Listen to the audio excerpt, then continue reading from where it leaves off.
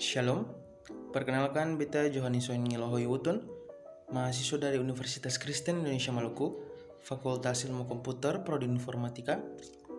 Di sini beta akan membawakan ringkasan materi mengenai sistem operasi.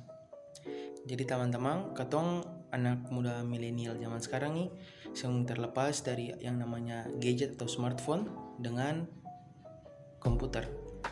Jadi asal teman-teman tahu, dalam gadget atau smartphone dan komputer itu yang teman-teman pakai setiap hari itu ada sebuah sistem namanya sistem operasi. Jadi pada video kali ini kita akan membahas sedikit tentang sistem operasi. Sistem operasi adalah sebuah perangkat lunak sistem yang mampu mengelola sumber daya atau resources dari software dan hardware agar dapat berjalan dengan baik serta memudahkan proses interaksi dengan pengguna atau user atau brainware. Fungsi dan tujuan.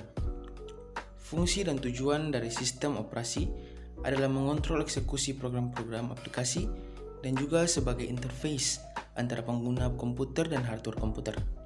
Secara umum, sistem operasi memiliki 3 tujuan dasar.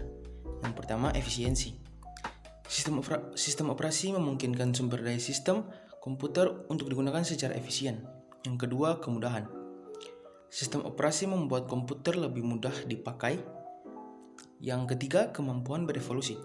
Sistem operasi harus disusun sedemikian rupa sehingga memungkinkan pengembang yang efektif, pengujian, dan penerapan fungsi-fungsi sistem yang baru tanpa mengganggu layanan yang telah ada. Tugas utama dari sistem operasi: pengelola seluruh sumber daya sistem komputer. Sistem operasi sebagai penyedia layanan. Yang berikutnya, sejarah.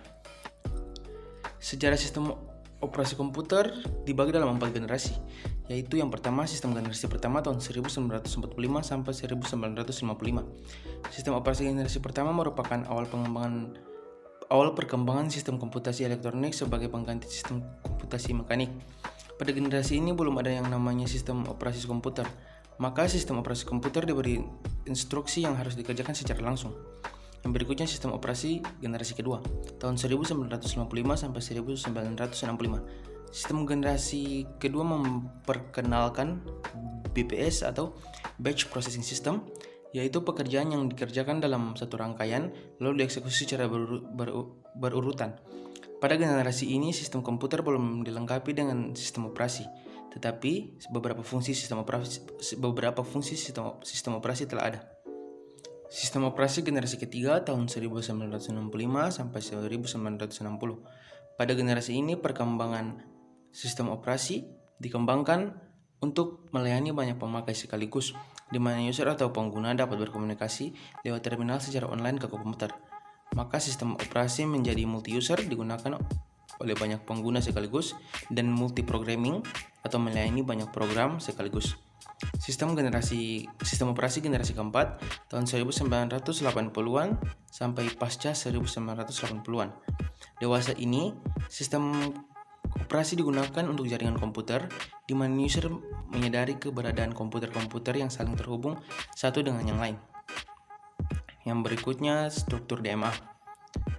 Direct Memory Access atau DMA adalah suatu metode penanganan I/O atau input dan output, di mana device controller langsung berhubungan dengan memori tanpa campur tangan CPU. Setelah men-set buffers, pointers, dan counters untuk perangkat I/O, device controller mentransfer blok data langsung ke penyimpanan tanpa campur tangan CPU. DMA digunakan untuk perangkat I/O dengan kecepatan tinggi. Hanya terdapat satu interupsi setiap blok, berbeda dengan perangkat yang mempunyai kecepatan rendah di mana interupsi terjadi untuk setiap byte atau word. Seluruh proses DMA dikendalikan oleh sebuah controller yang bernama DMA controller atau DMIC. DMA controller mengirimkan atau menerima sinyal dari memori dan I/O device. Prosesor hanya mengirimkan alamat awal data, tujuan data, panjang data ke DMA controller. Interrupt pada prosesor hanya terjadi saat proses transfer selesai. Hak terdapat penggunaan bus memori yang diperlukan DMA controller didapatkan dengan bantuan bus arbiter yang dalam PC sekarang berupa chipset bridge. Sekian dari saya, semoga membantu. Shalom.